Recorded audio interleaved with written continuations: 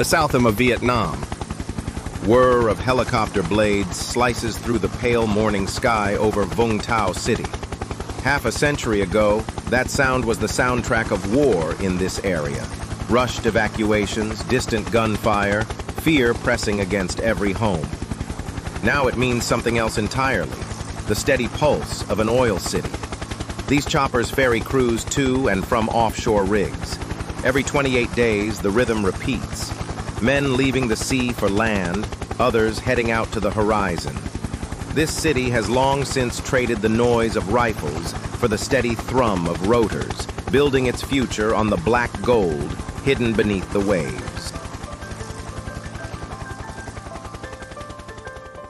2 kilometers from downtown, a dirt road full of potholes leads to a row of workers' boarding houses. On either side, tall sea almond trees and nipa palms lean over patches of wild grass, their mottled shadows spilling across stained concrete walls.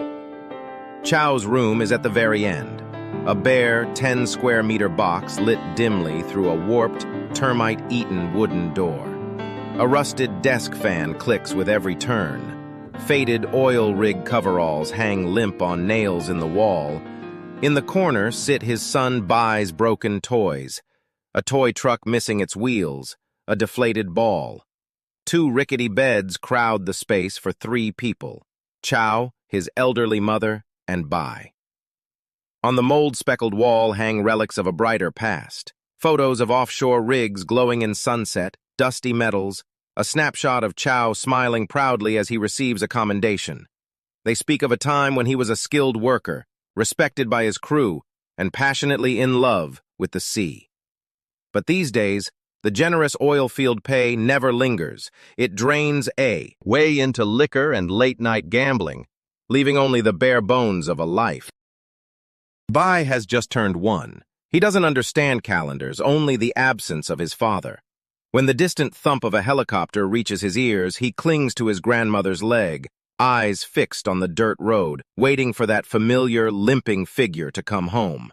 For Chau, life might be beer, whiskey, cards, and the oil trade. But for Bai, that imperfect silhouette is his whole world. The joy of reunion never lasts long. Within hours, alcohol turns Chau into someone else, shouting, cursing, pounding the table until Bai startles. And yet, in the middle of the storm, the toddler waddles forward and wraps his tiny arms around his father's leg. His grandmother swoops in to carry him away, afraid of what might happen. By morning, Bai greets his father with bright laughter, as though the night before never happened. There's a rare kind of mercy in the heart of a child.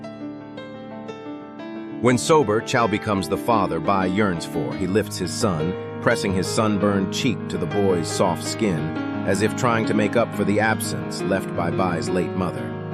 Some afternoons, they walk the beach together, Bai tottering on unsteady feet, Chau's uneven stride keeping him close.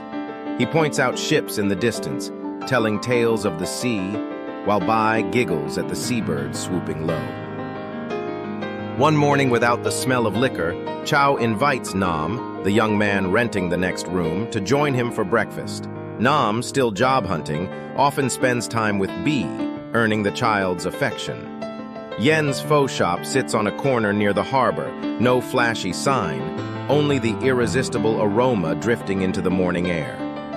The broth has simmered all night from beef bones, laced with star anise, cinnamon, and charred ginger. The rice noodles are tender yet springy, the beef slices thin enough to blush in the steaming bowl.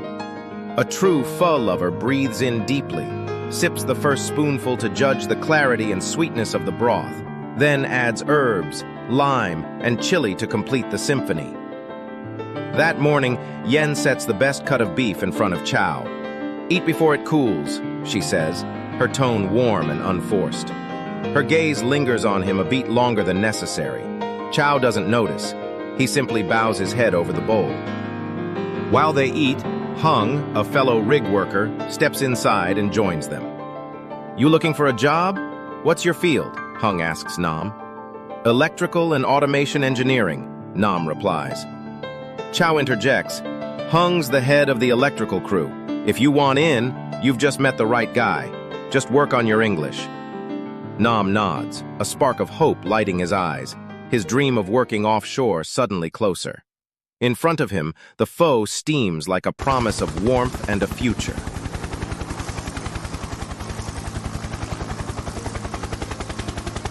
As they leave the shop, a helicopter heads out to sea once more. Nam watches Chau's uneven gait, recalling Hung's words, how Chau was once strong and whole, until a tunnel collapse early in his career left scars that would never fully heal.